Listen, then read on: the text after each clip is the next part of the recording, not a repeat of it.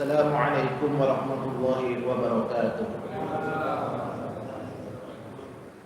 Alhamdulillahirabbil alamin wal 'aqibatu lil muttaqin wa la udwana illa 'alal zalimin. Asyhadu an la ilaha illallah wahdahu la syarika lah wa asyhadu anna Muhammadan 'abduhu wa rasuluhu la nabiyya ba'dah. Allahumma fassalli wa sallim wa barik ala hadzal nabiyil karim nabiyina wa qudwatina wa habibina Muhammadin sallallahu alaihi wa ala alihi wa ashabihi wa man da'a bi da'watihi ila yaumiddin, amma ba'd. Alhamdulillah, puja dan bersyukur kita panjatkan kepada Allah Subhanahu wa taala, di mana pada kesempatan pagi hari yang cerah ini Allah himpun kita di tempat yang mulia ini dalam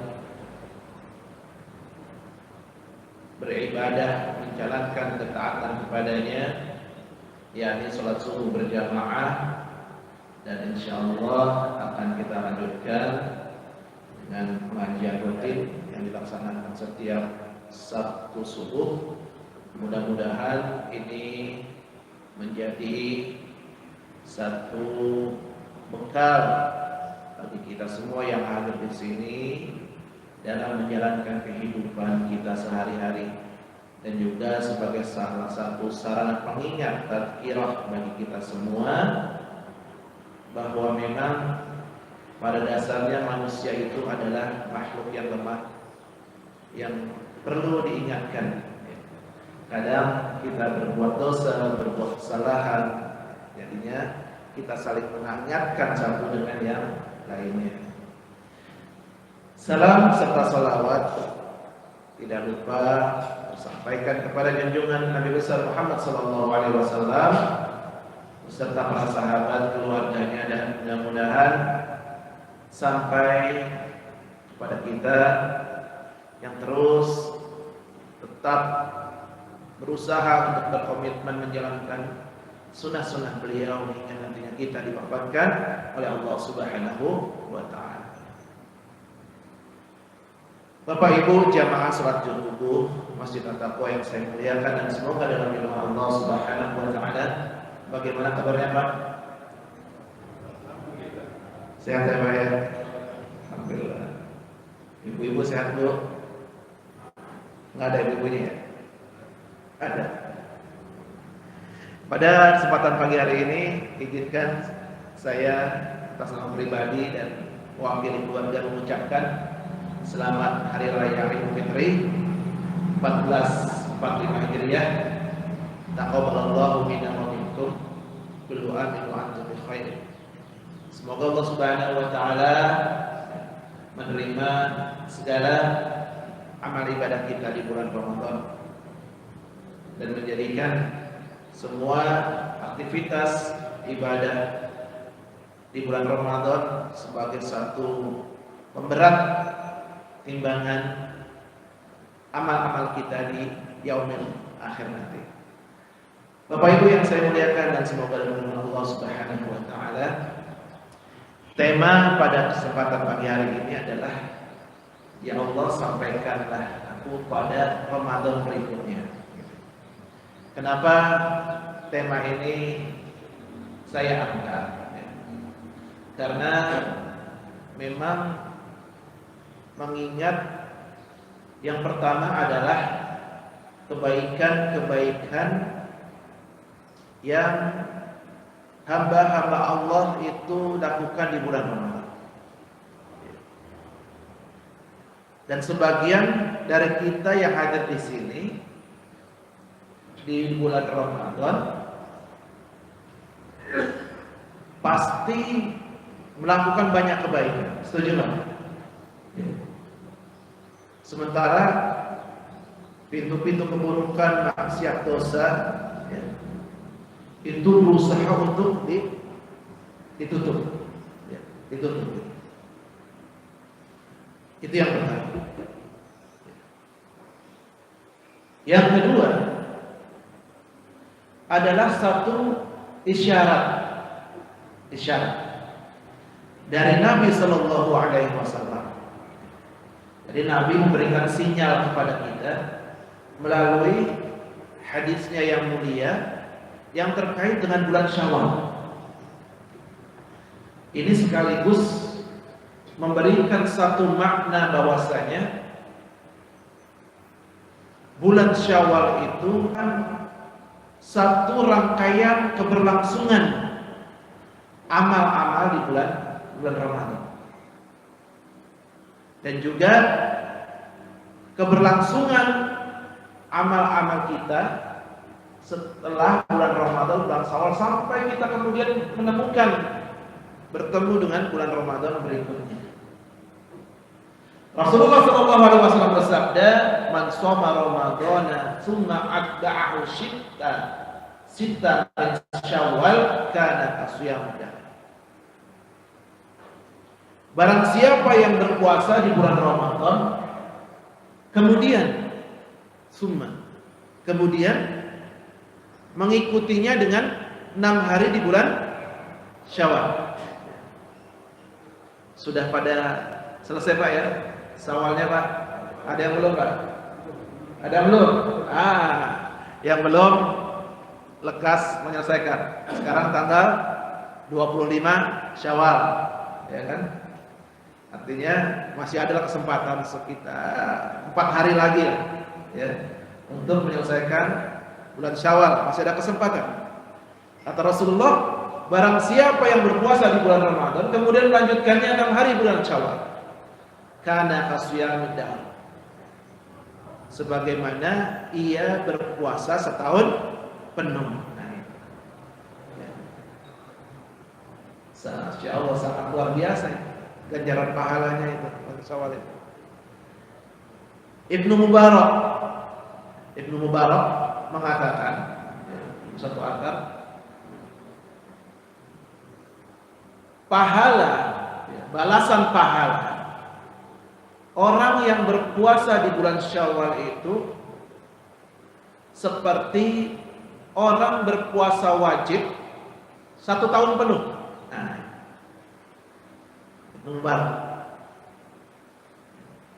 Bahkan Ibnu Rajab Al-Hambali dalam kitabnya Lataiful Ma'arif, beliau mengatakan Shaum Syawal wa Sya'ban, puasa Syawal dan puasa Sya'ban. Sya'ban, Ramadan, Syawal. Jadi 3 hari berturut-turut. Artinya ini satu rangkaian, Syawal dan Sya'ban. Kasunatin rawatib qabla mafruḍah wa ba'da. Jadi kata beliau, puasa Syawal dan puasa Sya'ban itu, kata Ibnu Rajab, seperti puasa sunnah rawatib sebelum seperti sholat sunnah rawatib sebelum sholat wajib. Sholat rawatib sebelum dan sesudah sholat wajib. Artinya di sini apa yang dikatakan oleh Ibnu Rajab Al-Hambali, di sini ada keterkaitan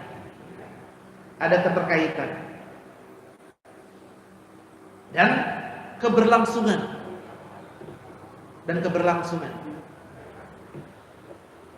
Karenanya bagi seorang muslim yang ia berpuasa di bulan Ramadan, menghadirkan kebaikan-kebaikan di bulan Ramadan, ini nantinya bisa kemudian menghadirkan keberlangsungan amalnya itu di luar bulan Ramadan. Dan ada satu tabi'in dalam satu athar disebutkan, berdoa seperti ini Bapak Ibu. Allahumma salimni ila Ramadan wa salimli Ramadan wa taslimuhu minni mutaqabbalan. Ya Allah, sampaikanlah aku kepada bulan Ramadan dan sampaikan Ramadan kepadaku dan terimalah segala amalku pada bulan tersebut. Jadi ini memang juga salah satu kebiasaan orang-orang terdahulu. Ketika mereka lepas dari bulan Ramadan, justru mereka nggak sedih, ya kan? Kalau kita kan kebalikan Pak kadang, bener ya? Malam takbiran sambil takbiran kayaknya, aduh sedih banget, menghayati banget, ya, tapi sedih karena meninggalkan Ramadan, bener kayak gitu kayak? Ya, kayak sedih. Harusnya kita jangan sedih ketika sudah tidak berada di bulan Ramadan, tapi yang kita hadirkan adalah rasa bersyukur. Kenapa bersyukur? Karena kita diberikan kesempatan oleh Allah untuk bisa melaksanakan Ramadan. Itu yang pertama. Kemudian yang kedua adalah menghadirkan kebaikan-kebaikan bulan Ramadan di luar bulan Ramadan. Karena apa? Karena apa yang dikatakan oleh Syekh Qardawi rahimahullah ta'ala. Beliau mengatakan dalam fiqh siyam, seorang muslim itu bukanlah hamba-hamba Ramadan yang mengagungkan, mengkultuskan Ramadan, tidak. Tapi seorang muslim adalah hamba-hamba Rabbani, hamba-hamba Allah Subhanahu wa ta'ala. Nah, ini ucapan beliau ini patut kita renungkan. Patut kita renungkan. Jadi jangan sampainya nanti ketika kita soleh cuma di bulan Ramadan aja, di bulan Ramadan kita nggak soleh lagi gitu. Di bulan Ramadan kita baca Quran, di luar bulan Ramadan kita nggak baca Quran lagi. Di bulan Ramadan kita ke masjid, habis Ramadan kita nggak pernah ke masjid lagi. Di bulan Ramadan kan tiap mau buka puasa ada nggak Pak? Ya, ya kan? Buka puasa bersama. Dan kita katakan paling enggak lontong sama gorengan ada kan gitu kan? Gitu. Lontong sama gorengan ada. Kenapa? Oh ini. Kurma ada. Kita tiap hari nggak bisa makan kurma atau nggak pernah makan kurma. Di bulan Ramadan sering banget makan kurma ya. Ke masjid rajin. Bahkan sebelum azan kita sudah ke masjid. Itu Ramadan. Memang karakter Ramadan seperti itu, ya. Tapi paling tidak, kalau misalkan ada penurunan, ya jangan terlalu banyak lah. Karena memang para imam-imam terdahulu, mereka juga merasakan seperti itu. Imam Malik, biasanya kalau di luar bulan Ramadan itu, beliau itu tidak sampai 3 kali hatam dalam semalam gitu ya. Tapi di bulan Ramadan hatam 3 kali semalam, 3 malam. Imam Syafi'i ya, pada bulan Ramadan 60 kali hatam Quran ya. Meskipun di luar bulan Ramadan tidak seperti itu. Ya artinya kalaupun ada penurunan jangan terlalu banyak lah. Sehingga nantinya ketika mendekati bulan Ramadan kita mudah mengupgrade-nya lagi, gitu ya. Mencasnya lagi itu mudah, nggak sulit. Gitu. Karenanya memang sinyal yang diberikan oleh Rasulullah SAW ya, dan para generasi salafus soleh dan imam-imam yang soleh ini, yang alim ini, ya, mengatakan bahwasanya, yuk kebaikan-kebaikan di bulan Ramadan itu terus dilakukan di luar bulan Ramadan. Nah, oleh karenanya pada kesempatan pagi hari ini izinkan saya memberikan beberapa kiat agar kita bisa menghadirkan kebaikan-kebaikan itu di luar bulan Ramadan. Kiat yang pertama adalah menghadirkan muraqabatullah. Menghadirkan muraqabatullah. Rasa diawasi oleh Allah Subhanahu wa ta'ala dalam setiap aktivitas. Nah, ini penting. Ini penting. Kenapa? Karena biasa tabiat manusia Bapak Ibu sekalian, kalau tidak diawasi ini ya kadang-kadang suka sembrono Pak, bener gak? Ya kan? Ya mohon maaf. Ya. Ada seseorang yang ia itu lagi benahi rumah Pak, renovasi rumah. Manggil tukang, Pak tolong nih benerin genteng lagi bocor. Ya. Saya bayar harian ya Pak. Wah nggak bisa Pak, sekarang bahan-bahan naik pada mahal, borongan aja deh. Ya udah, dibayar borongan. Berapa lama kelar Pak? Seminggu Pak, kata tukang. Ya. Seminggu. Mulailah bekerja. Ya. Karena memang si tuan rumahnya atau pemilik rumah ini orang sibuk bekerja, ya. Sehingga dia kadang-kadang lupa untuk nengokin.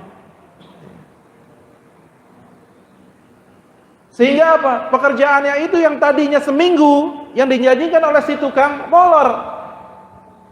Seminggu lebih 3 hari. Kira-kira penyebabnya apa Pak? Nggak diawasi. Sembrono. Bahkan ketika sudah selesai, waduh, kok masih ada yang ngerembes nih. Nah, pinggir-pinggirannya, pojok-pojoknya masih ada yang ngerembes. Rupanya apa?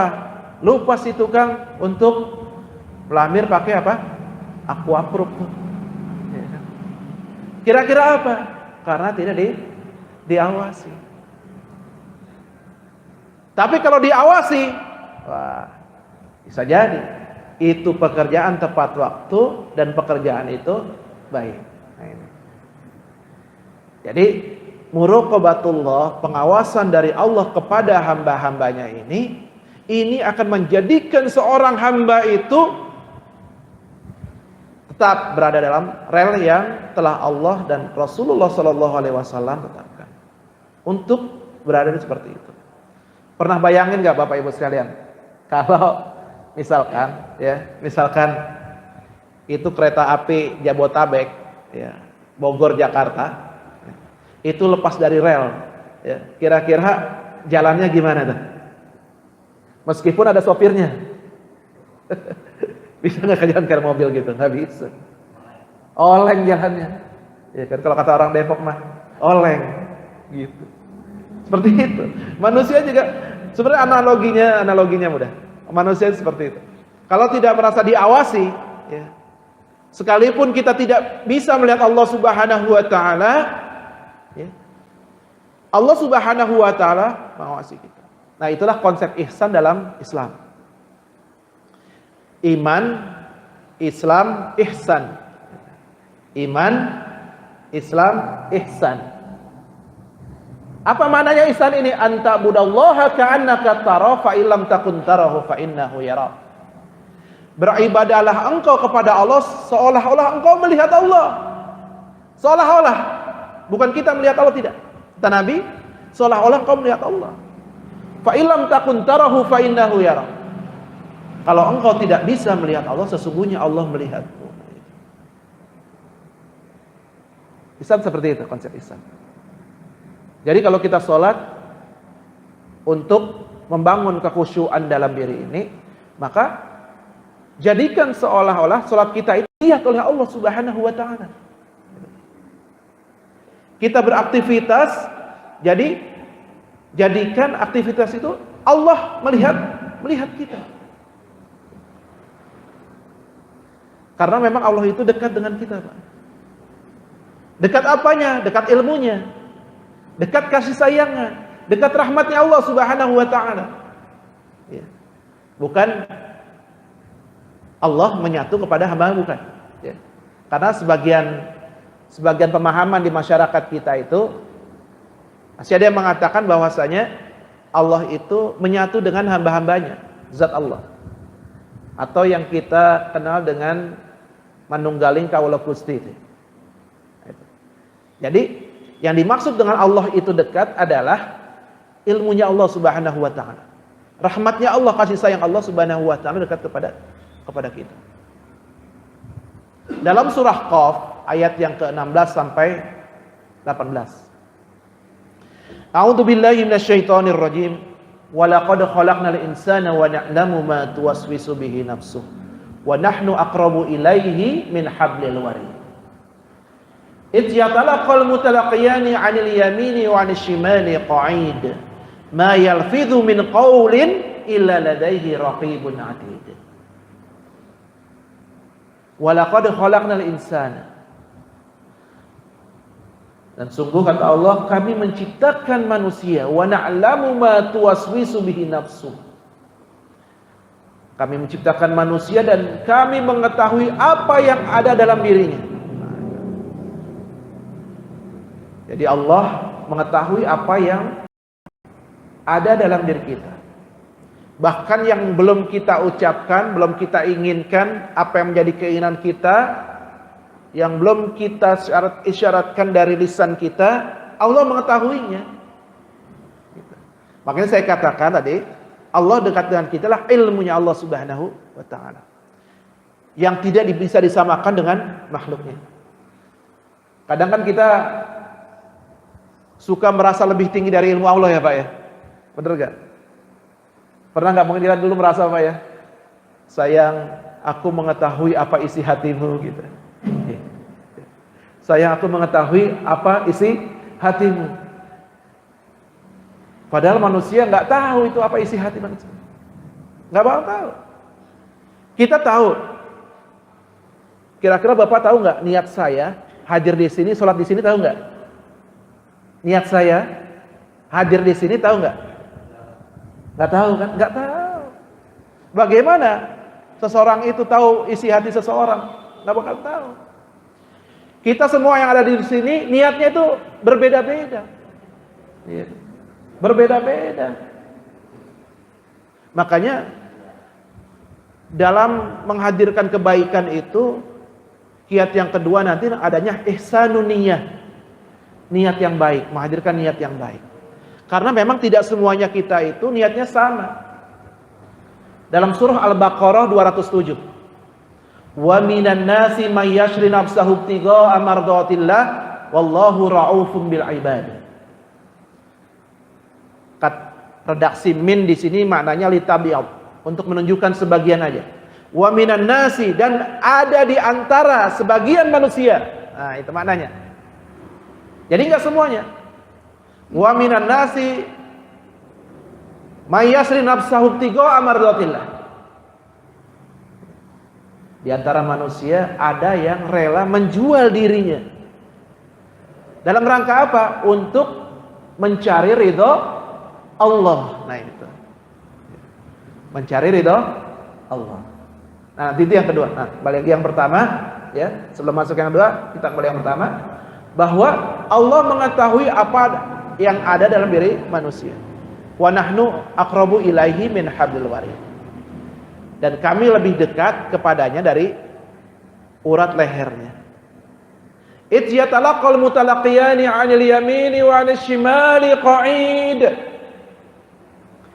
Ketika ada dua malaikat yang mencatat segala amal perbuatan manusia, yang ada di sebelah kanannya, ya, duduk di sebelah kanan dan sebelah kiri, dicatat Pak.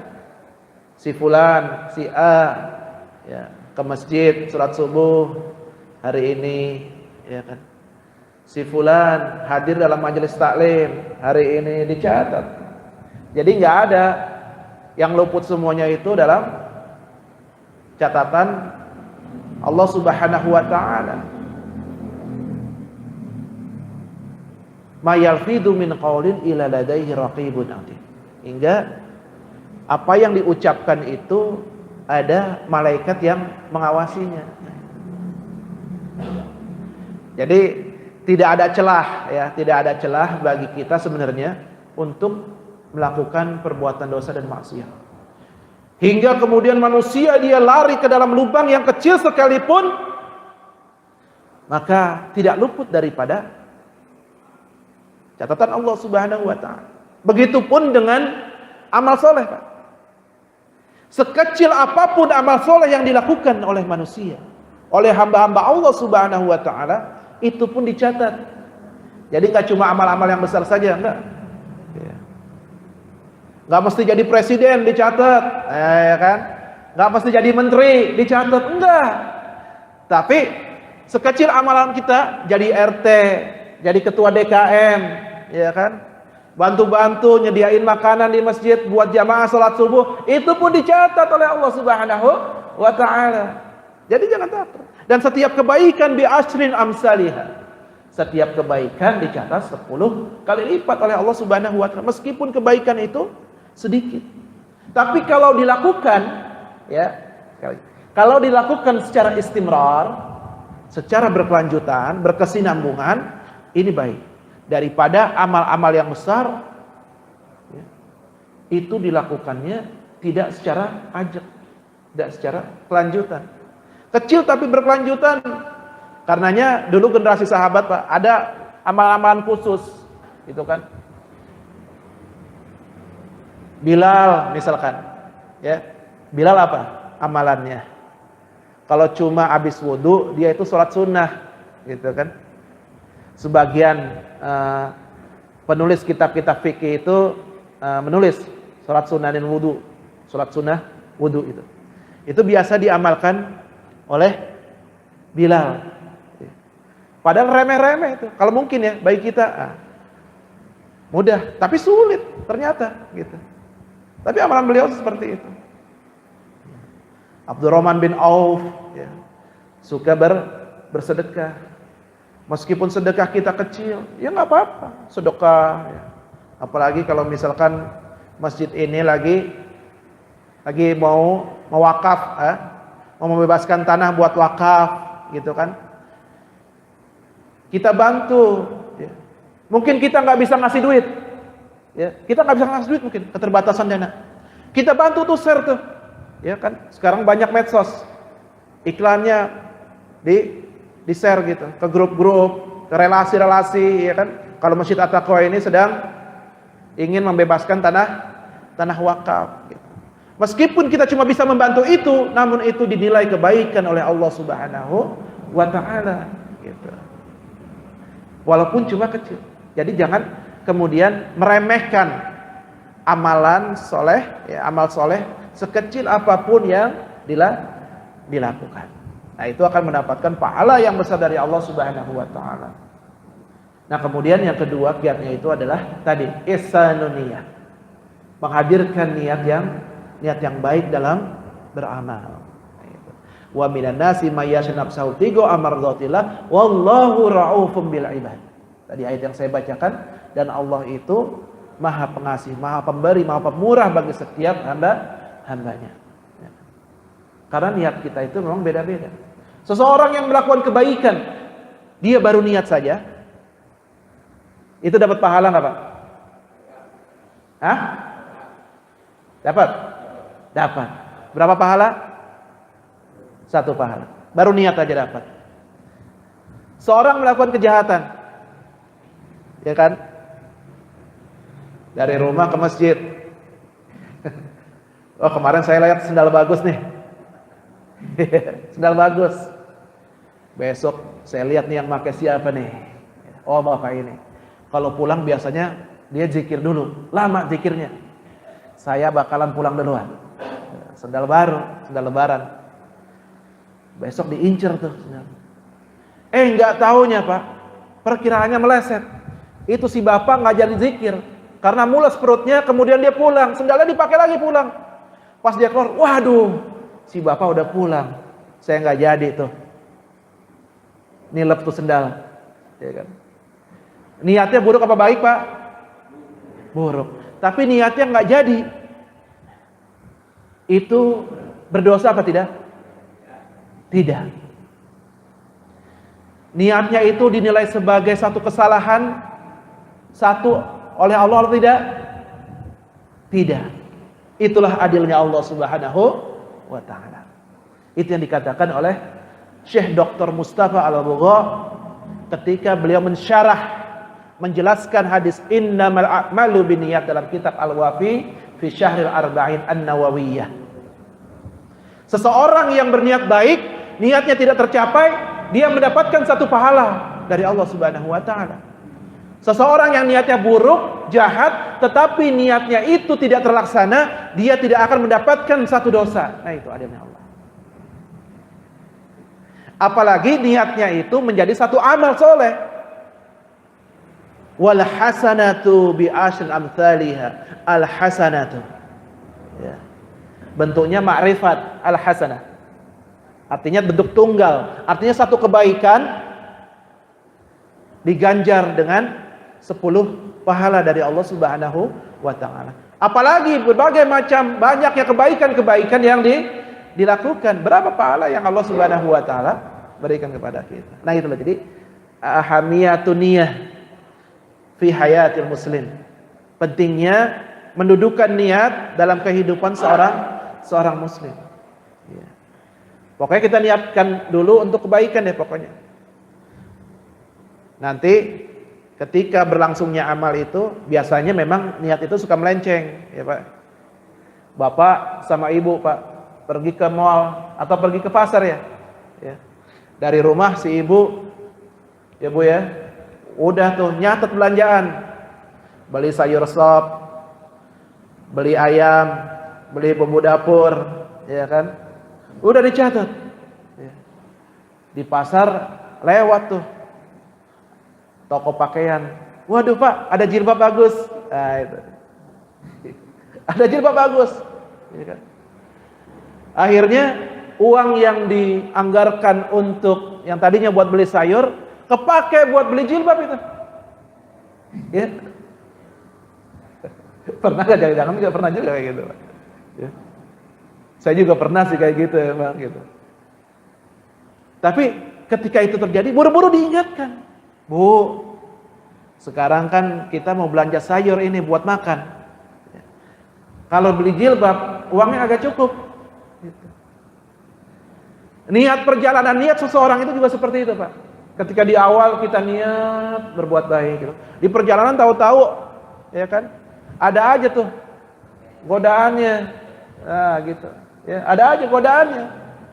Nah, kata Syekh Muhammad bin Shalih Al-Utsaimin dalam kitab Al-Qaulul Mufid, beliau mengatakan jika di perjalanan niat itu melenceng tidak kepada niat yang awal.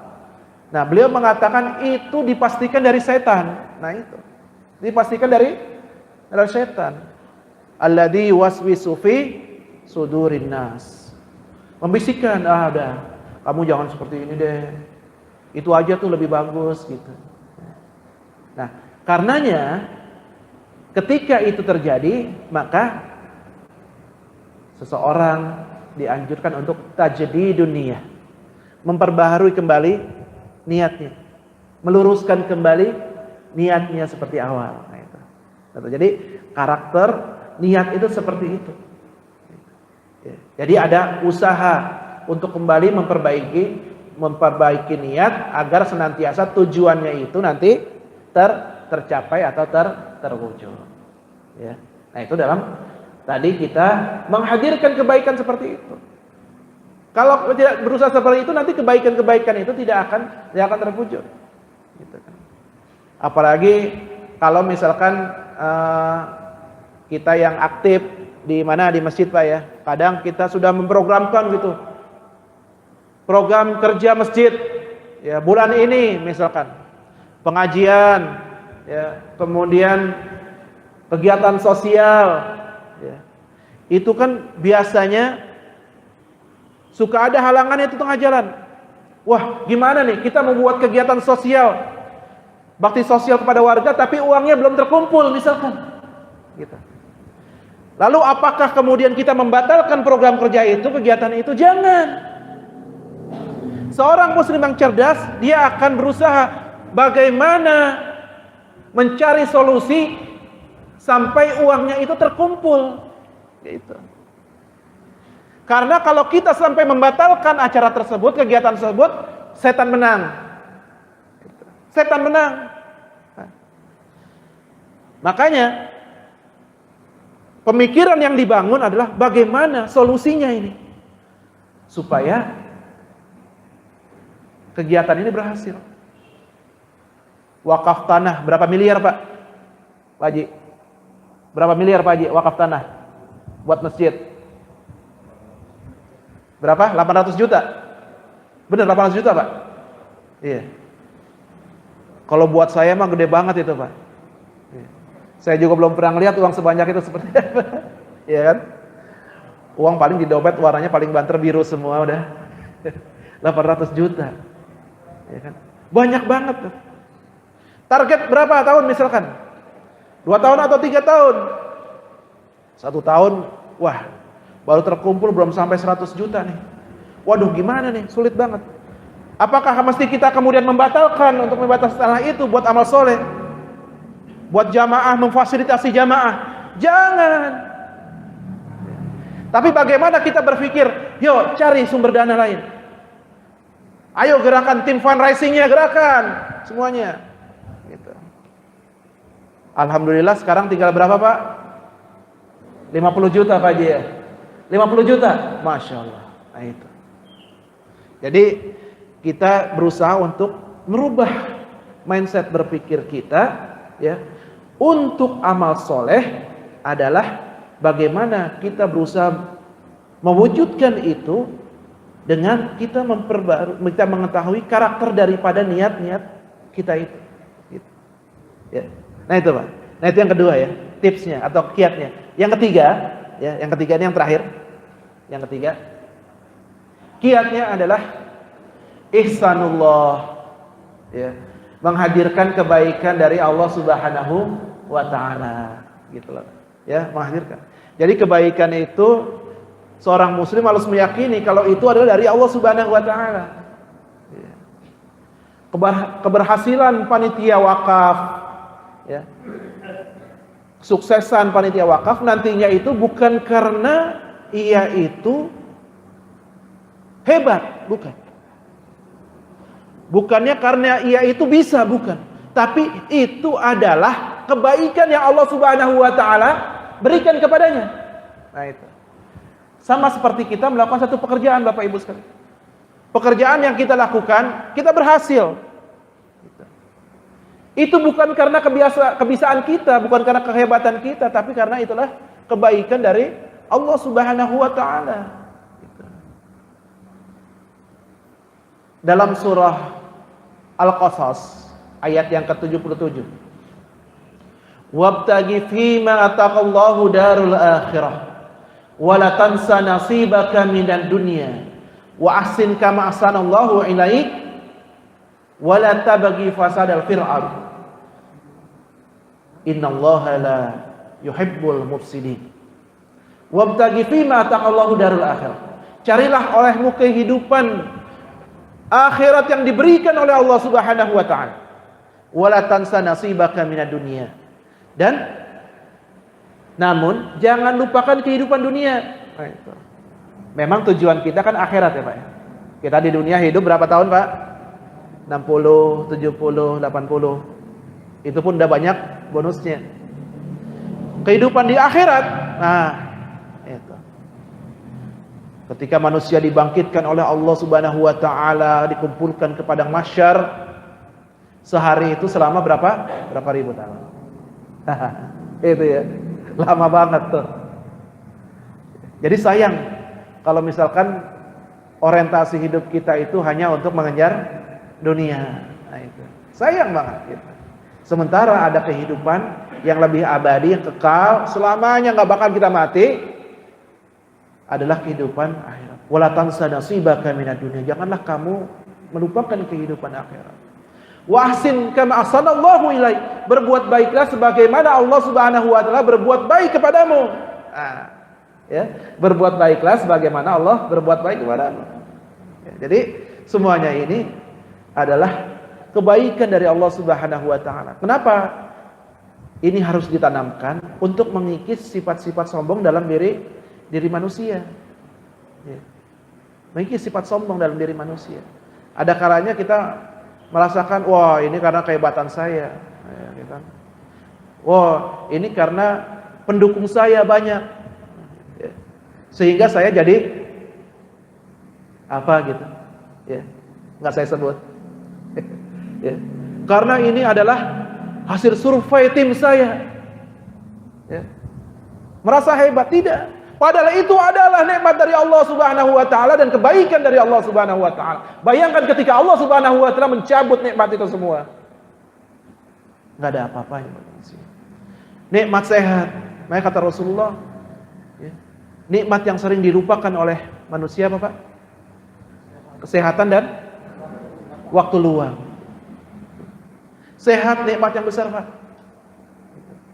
Kemarin habis lebaran, Pak, ya, saya nganter orang ke rumah sakit tuh di situ, ya kan?